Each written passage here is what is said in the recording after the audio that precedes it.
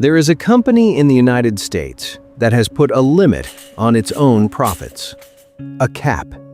An internal rule that says, if we make more than 14% on any product, we lower it. Not because they lose money, but because they want to lose it. And that company is worth over $400 billion today. When a company bans itself from profiting on what it sells, and is still one of the world's most profitable, the business isn't where you think. The inverted model. Your product is the bake. But the weirdest part isn't that. The weirdest part is that to walk into their stores and buy anything, you have to pay $60 a year just for the privilege of walking through the door. And there are 130 million people in the world who pay that fee every year, with a renewal rate of 93%. In other words, once you're in, you don't leave. Costco doesn't sell you products. It sells you the right to buy them. And that right generates $4.5 billion a year, which is basically all of their net profit. How do you build a $400 billion empire by forbidding yourself from making money? To understand it, you have to go to San Diego, 1976, and meet the man who invented an idea so crazy that even Walmart copied it. Saul Price was a lawyer. He knew nothing about retail, and that may have been exactly his advantage. In 1954, he had founded FedMart, a discount chain that sold everything at ridiculous prices. The concept was simple: buy in volume, sell cheap, profit from turnover, meaning the product doesn't sit on the shelf. The faster you sell, the faster you reinvest, and the more money you move. And it worked. FedMart grew to 40 stores in Southern California. But Price made a mistake.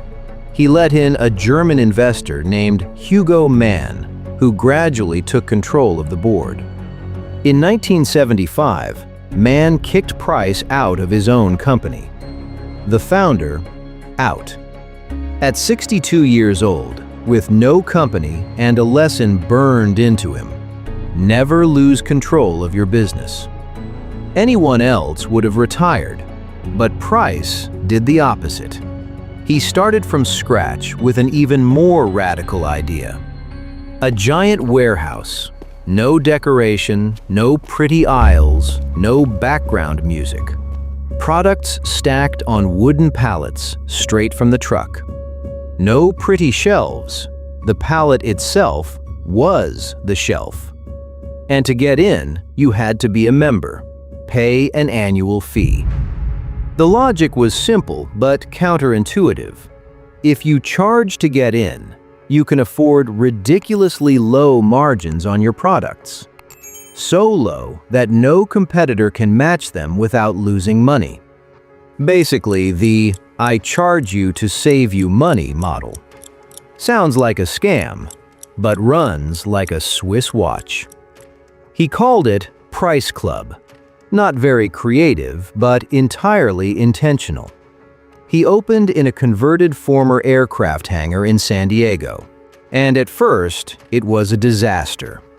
In the first few months, hardly anyone came in because consumers didn't understand why they had to pay for the right to buy. It was like charging admission to a supermarket. Price lost money the first year, and almost the second too. But he didn't budge.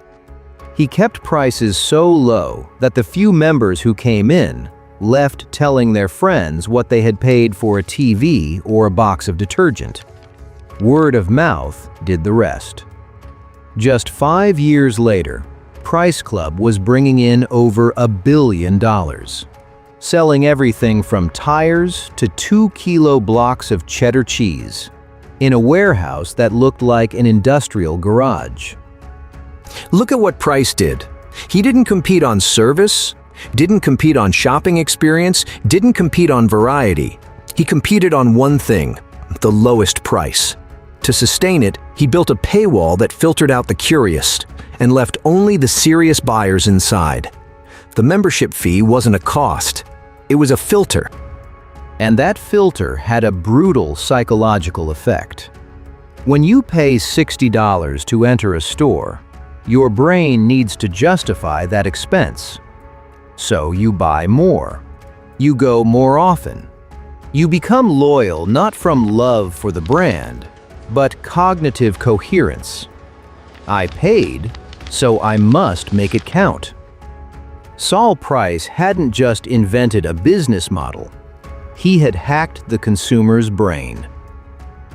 Among the employees at Price Club, there was a young guy, early 20s, no college degree, who started hauling mattresses in the warehouse. His name was Jim Senegal, and he watched everything. Senegal wasn't the smartest or most ambitious in the warehouse, but he had something Price valued more than any MBA. He understood the customer. Not in the abstract, in the concrete. He knew which products to move, how to place them so the warehouse flow pushed the buyer toward the highest turnover items, what discount was the exact sweet spot between profitable for us and irresistible for them. Price kept promoting him, from loader to supervisor, from supervisor to manager, from manager to executive vice president. In less than 10 years, Senegal knew every gear in the Price Club system. The low-margin philosophy, the membership fee as a loyalty engine, the obsession with operating costs, the limited product selection, just 4,000 items versus 30,000 in a normal supermarket. Less variety, more volume per product, better purchase prices from the supplier. And then, in 1983, he did what every protege does once they've learned everything. He left. Not without first taking the entire instruction manual, right there in his head. Senegal teamed up with Jeff Brotman, a Seattle lawyer with money and connections, and they founded Costco Wholesale. The first warehouse opened in Seattle, 3,000 kilometers from San Diego. Far enough not to step on Price Club directly, but using exactly the same model.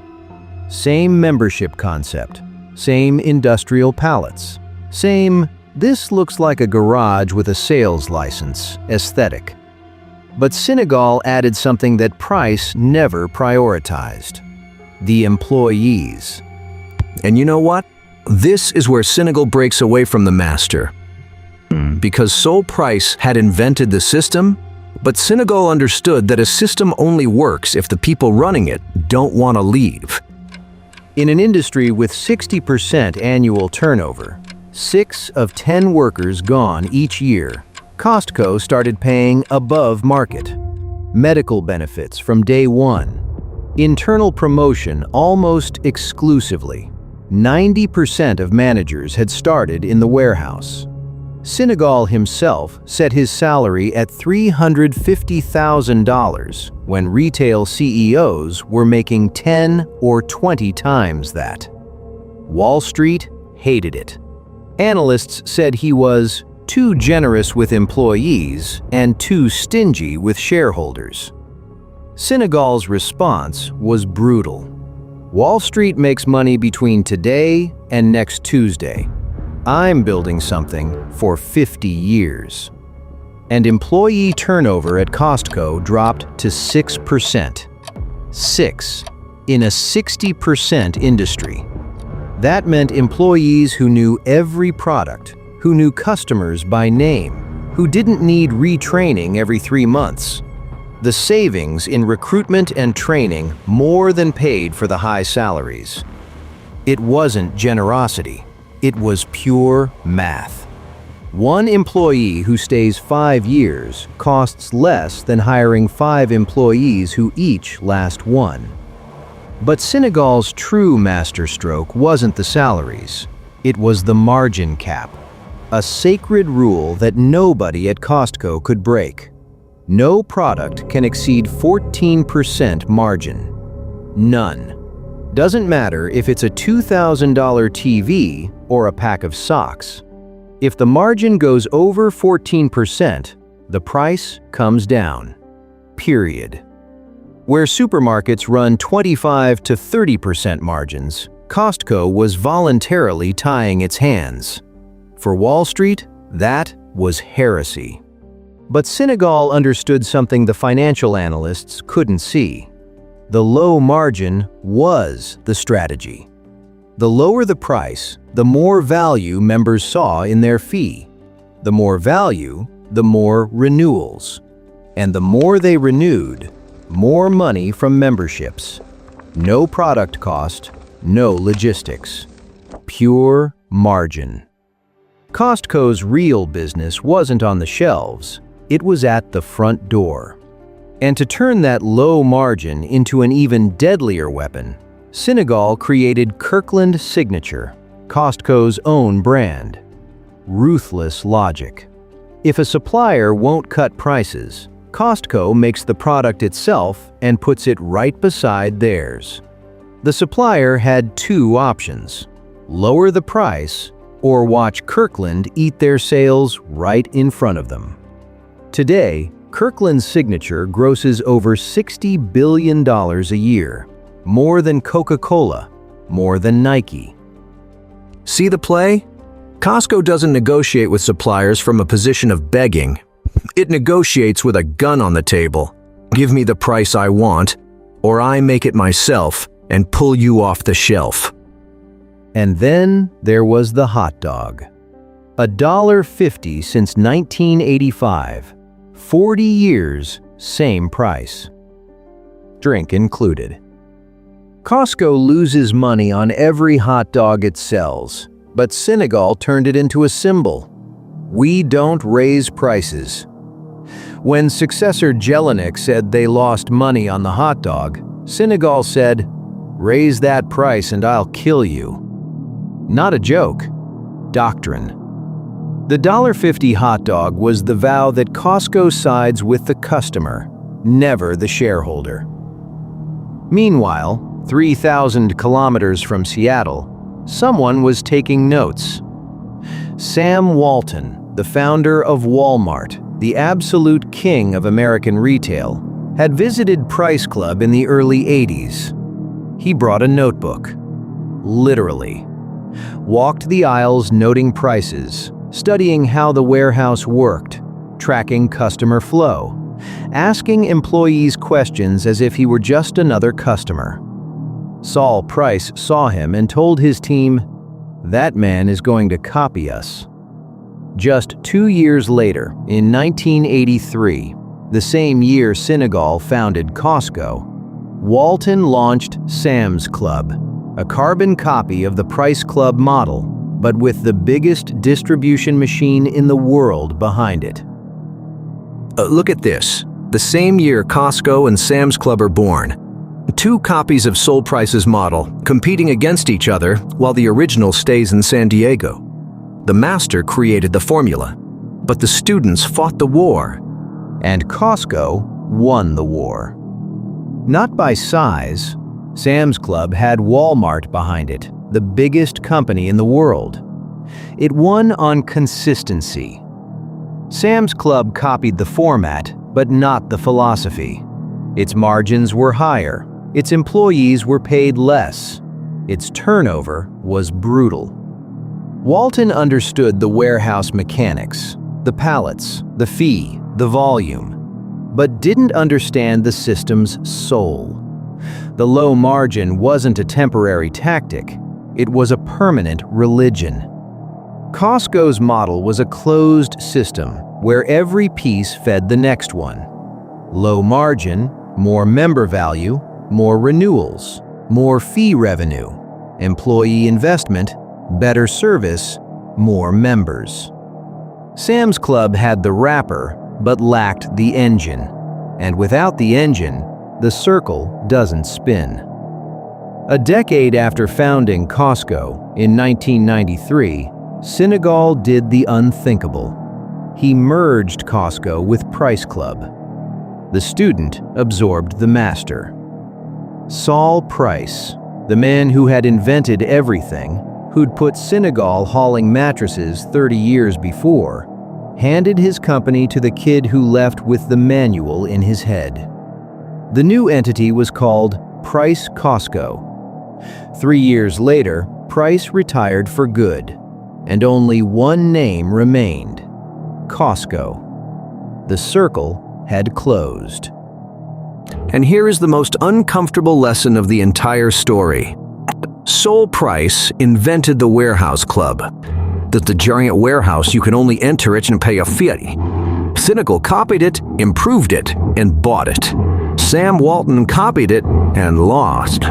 Innovation didn't win, though. Execution did. Today, Costco has over 800 warehouses worldwide, 130 million members, and a market cap of over $400 billion. The third largest retail company on the planet, behind Amazon and Walmart. But with one brutal difference. While those two compete lowering prices to attract customers, Costco charges to enter. And people pay. Every year, 93% pay again. So, what can you take from this? 3 things. First, your product doesn't have to be your business. What you sell can be the hook. What you charge for access can be your true margin. Costco doesn't profit selling mass, it profits letting you in. The membership fee isn't a cost for the customer. It's a psychological commitment. Once you pay, your brain works in Costco's favor, not against it. And that mechanism is replicable in any business that can build a perceived value entry barrier. Software, communities, premium services. Second, setting a limit can be your greatest competitive advantage. Senegal banned himself from earning over 14%, and that made him unbeatable. Because no competitor could match his prices without destroying their own model. The natural temptation in any business is to maximize margin, charge everything the market will bear. But Costco proves that margin discipline, denying yourself immediate profit, can build something that lasts decades. Because when your price is the lowest possible, you don't need marketing or persuasion. The product sells itself. And third Neneki and third gray third guy. And this is the one that hurts most. Treating your employees well isn't charity, it's the most profitable investment in retail. Senegal paid double what Walmart paid, and his turnover was 10 times lower. The result?